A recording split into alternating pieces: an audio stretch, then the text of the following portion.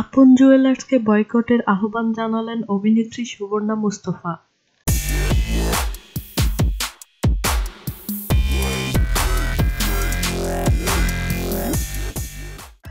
বনানী ধর্ষণের ঘটনায় প্রতিক্রিয়া ব্যক্ত করতে গিয়ে ফেসবুকে স্ট্যাটাসের মাধ্যমে আপন জুয়েলার্সকে বয়কট করার আহ্বান জানিয়েছেন অভিনেত্রী সুবর্ণা। দর্শকদের মধ্যে একজন ছিলেন আপন জুয়েলার্সের মালিকের সন্তান। ঘৃণিত এই অপরাধের প্রতিবাদ জানিয়ে সুবর্ণা মুস্তফা তার ফেসবুকে লেখেন, ইউনাইটেড এয়ারলাইন্স যখন টেনে হিচড়ে এক যাত্রীকে প্লেন থেকে বের করে দিল, তখন কিন্তু তাদের সিইও জনসম্মুখে ক্ষমা চাননি। যখন জনগণ ঐক্যবদ্ধ হয়ে ইউনাইটেডকে বয়কট করলো, যখন তাদের শেয়ারের মূল্য 10 নামলো, তখন তারা কয়েকদিনের মাথায় $1 বিলিয়ন মতো সম্পদ হারালো।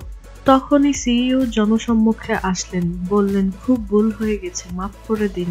কাল থেকে অনেকেই আশঙ্কা প্রকাশ করছেন, বলছেন যেহেতু প্রভাবশালী পরিবারের ছেলে, কয়েকদিন মিডিয়া একটু হইচই করবে, তারপর ব্যাপারটাকে ধামাচাপা দেয়া হবে। এটা হওয়ার সম্ভাবনা নেহাতই কম নয়। কিন্তু এবার আমাদের একটা পদক্ষেপ নেওয়ার সুযোগ আছে। যারা গয়নাগাটি কিনে থাকেন তাদের জন্য আপন জুয়েলার্স একটি অতি পরিচিত নাম।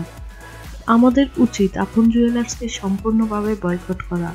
যতগুলো ঘরে ফেসবুক রয়েছে, সেই সব পরিবার যদি দৃঢ় প্রতিজ্ঞা নেয় আপন জুয়েলার্স থেকে তারা কোনো কেনাকাটা করবে না, বিশেষ মূল্য ছাড় দিলেও না, তখন ওদের বিবেক ওদের কিছু বলুক আর না বলুক, আসন্ন ঈদ ও বিয়ের মৌসুমে ওদের ব্যালেন্স শিট অন্তত ওদেরকে জানিয়ে দিবে কাজটা ঠিক হয়নি।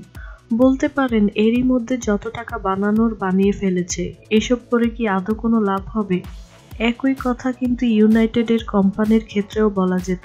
কিন্তু মানুষ সত্যি ঐক্যবদ্ধ হতে পারলে বয়কটের প্রভাব একেবারেই নগণ্য নয়। এমনকি ইসরায়েলের মতো শক্তিশালী রাষ্ট্র বিডিএস মুভমেন্ট দ্বারা এতটা ক্ষতিগ্রস্ত হয়েছে যে তারা এখন অ্যান্টি বিডিএস মুভমেন্টের পেছনে যথেষ্ট টাকা ব্যয় করছে। এ ধরনের কেসে আমরা সবসময় শুনে থাকি আইন তার নিজ গতিতে চলবে। এবার আমাদের বলার পালা, ক্রেতারাও তার নিজ বিবেচনায় কেনাবেচা করবে। সুবর্ণা মুস্তফার এই কথার সাথে অনেকেই সুবর্ণা মুস্তফার এই স্ট্যাটাসকে কেন্দ্র করে অনেকেই ফেসবুকে মন্তব্য করেছেন, অনেকেই তার সাথে একমত পোষণ করেছেন।